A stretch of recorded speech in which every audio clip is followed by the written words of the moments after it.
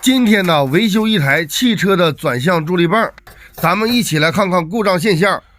车辆打着火的时候，发动机传来嗡嗡嗡的异响声。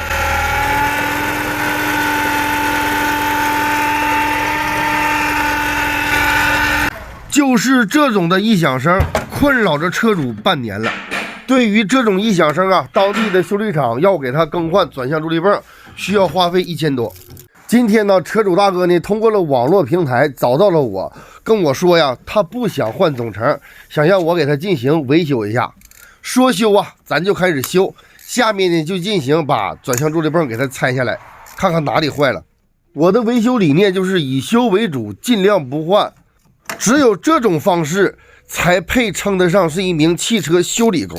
对于那些黑心的换件的修理工，明天给他脑瓜上挂个牌叫换件工，我看他以后啊谁还敢找他修车。说话之前呢，转向助力泵啊已经拆下来了。在分解之前呢，先把这个转向助力泵上面的油泥啊先做一下清洗。就像旁边这台车已经拉缸了，我都不给它进行大修，我给它进行修复。像这种拉缸的现象啊，我们可以进行修复的，是不用更换钢筒活塞适配套。修理工你就必须得做到以修为主，你不修的话，那么你就叫换件工，你别叫修理工。就像这台车的转向助力泵，明显的咱们听到这种嗡嗡的响声，就是转向助力泵泄压了。像这种液压式的配件呢，在这个吊车上、铲车上以及钩机上是最常见的。比如说钩机上的大臂小臂伸不回来了，那么不都是密封圈跟这个油封出现问题了吗？你上去就给人家换大臂小臂，那开钩机的人他不挠你啊？像这台车的助力泵不就是吗？内部的密封圈损坏。什么叫密封圈？密封圈就是管你泄不泄压的。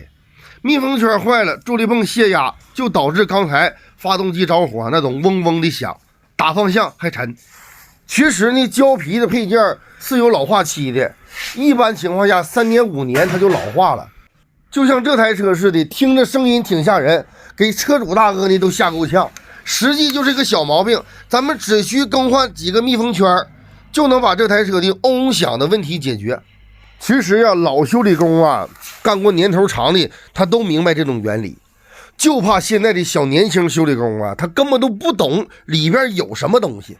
今天呢，我就把这条视频呈现给老铁们，希望啊对你们有所帮助。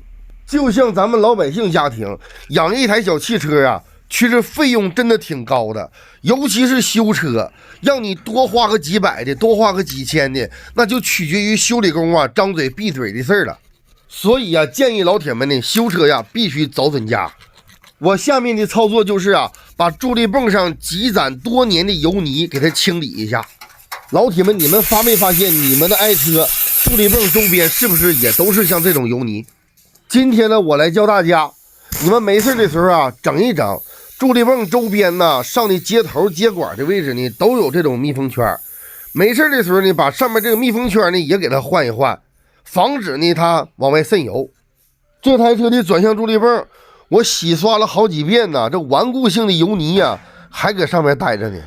其实捣的怪就是这种胶圈、密封圈，咱们只需重新换一个密封圈，就能把渗油的问题解决。有很多喜欢车的车主啊，最烦的一个毛病就是漏油。你不管是车身上哪个部件漏油，他看见了都烦死了。自己修呢还不会修，找修理工给修啊，这活都不挣钱，谁给你干呢？今天呢，我来教你们，你们自己动手。比如说，同样是2台车，一台车是给车打气的，一台车呢是给车换轮胎的。你看看这修理厂，他最先招待的就是换轮胎的，打气的呀，你就得往后靠一靠吧。助力泵上啊，一共4个密封圈，咱们都给它换一下。